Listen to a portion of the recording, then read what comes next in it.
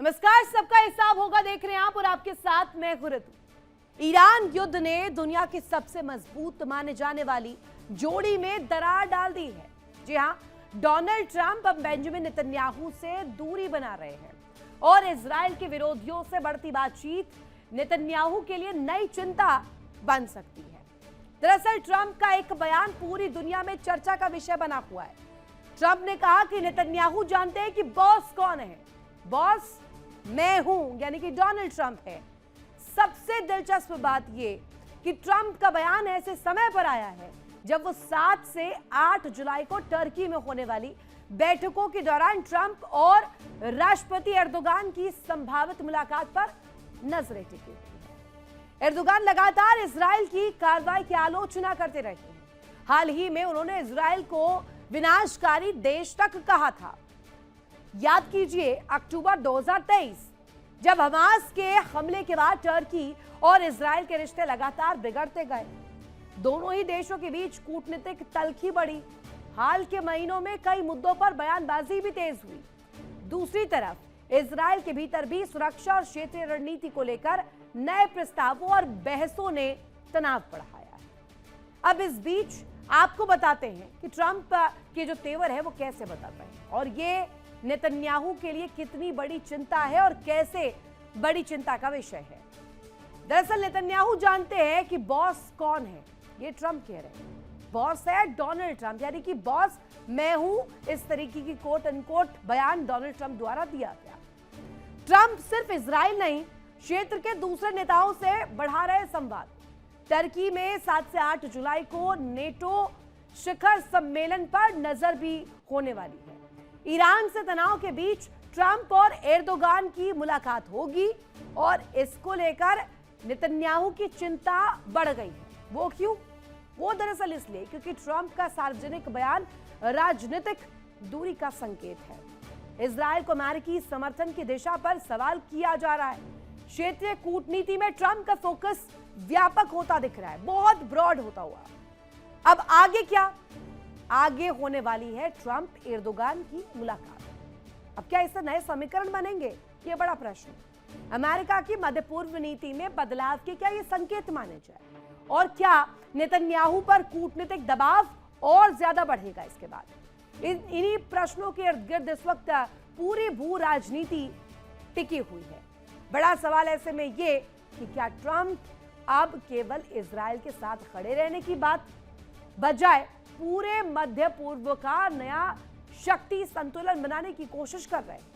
क्या एर्दोगान से बढ़ती नजदीकी नेतन्याहू पर दबाव बनाने की रणनीति है या फिर ये सिर्फ अमेरिकी हितों को प्राथमिकता देने वाली एक नई कूटनीतिक लाइन है? आज इसी मुद्दे पर चर्चा करेंगे, लेकिन उससे पहले एक खास रिपोर्ट हमने तैयार की है, वो देखिए।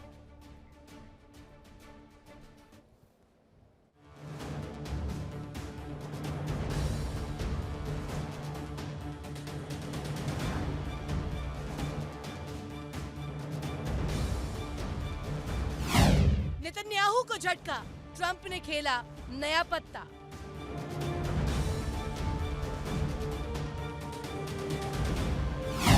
एर्दोगान से ट्रंप की यारी नेतन्याहू पर भारी।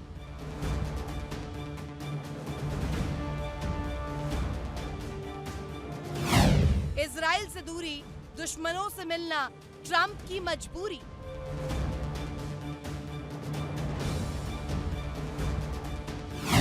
दोस्ती में दरार, ट्रंप का बदला व्यवहार।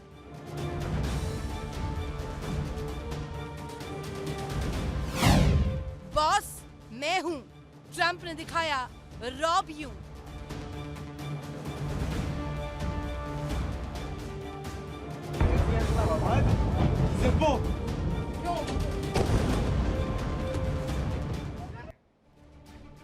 और जल्दी से रिपोर्ट के बाद आज का बड़ा सवाल आपके सामने रख देती हूँ। सवाल यही कि क्या बॉस मैं हूं कहकर ट्रंप ने नेतन्याहू की हैसियत बता दी है? बता दिया है कि मिडिल ईस्ट की राजनीति हो या पूरी भू राजनीति, डोनाल्ड ट्रंप ही किंग मेकर है और डोनाल्ड ट्रंप ही किंग है।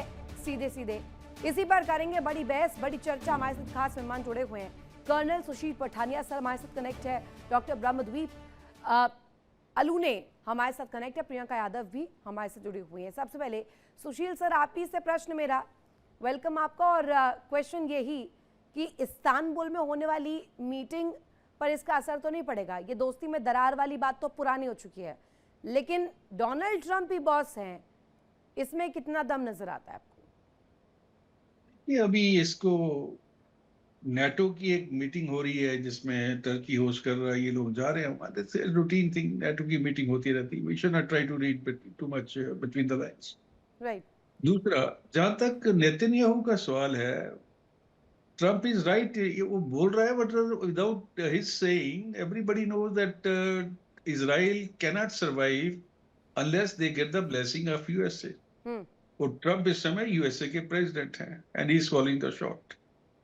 कुछ देश हैं जो अभी ट्रंप को बॉस नहीं मानते हैं, उसमें आप लगा लीजिए रशिया है, चाइना है, ब्राजील है, कनाडा है, they don't consider him as a boss.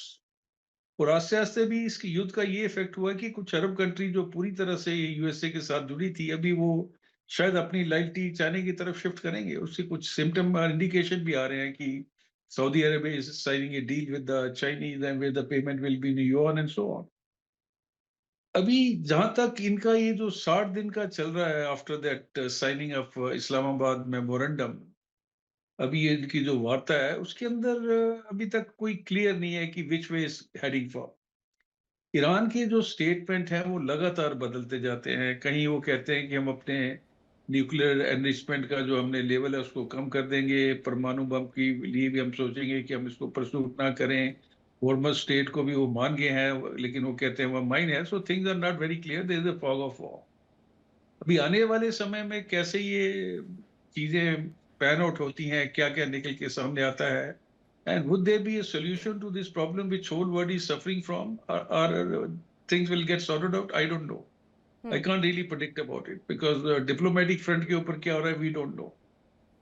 बाकी जो बताया जाता है वो भी हमें पता चलता है, लेकिन उसके ऊपर विश्वास नहीं किया जा सकता। इसी तरीके से नेतन्याहू को भी ये पता है कि जब तक ट्रंप उसके साथ है, और ये जो प्रोजेक्शन की जा रही है कि नेतन्याहू और ट्रंप के बीच में खाइयां बढ़ चुकी हैं, कहीं ना कहीं उसके अंदर भी हम एक डाउट लेके चल सकते हैं कि this must be a script which has been written by the USA think tank and Netanyahu is willingly playing his part.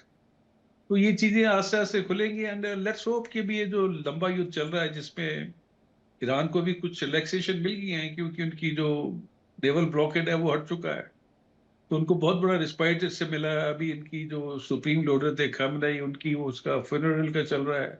तो things are very fluid, one can't really predict at this juncture कि what is likely to happen near future. So let's wait and watch. Right.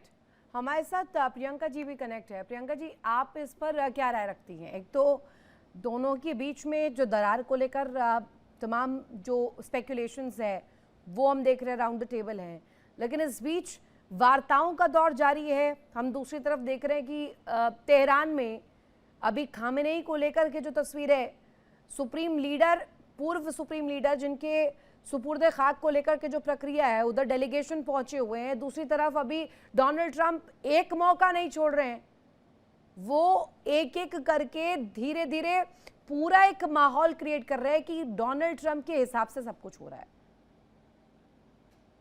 नमस्कार ऋतु जी।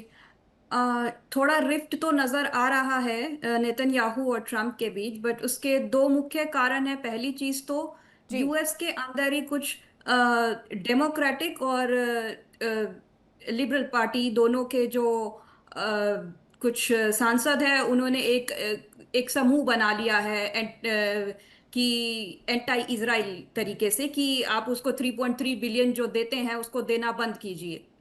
तो उसमें Trump ने हालांकि अपना stand clear रखा है, और जो ट्रम्प के जो सबसे नियर बाय है जैसे मार्को रूबियो और पीट हेगसेथ, उन्होंने अपना स्टैंड क्लियर रखा है कि हमारा जो एक्चुअल ट्रू अलाय है जैसे रशिया का बेलारूस है, तो वो तो इजराइल ही, आप उसी को आप दरकिनार कर देंगे। आपका सारा जो नॉर्दर्न हेमिस्फेयर का प्लान है, आपका जो मिडल ईस्ट का प्लान है, सब तो उसी के बेसिस पे, द मोस्ट लॉयल पार्टनर वही है उसका।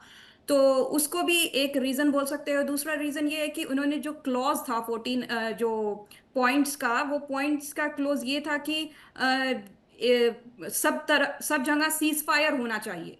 यदि पीस डील पे जाना है तो सब जगह सीज फायर होना चाहिए, तो शो ऑफ की तरीके से वो इस तरीके से बोल तो रहे हैं। देखिए इंडिया डेली 24/7 अब आपकी स्मार्ट टीवी पर। इंडिया डेली मौजूद है सभी डिजिटल प्लेटफॉर्म पर लाइव और लगातार। इंडिया डेली 24/7 हर दिन राष्ट्र को समर्पित।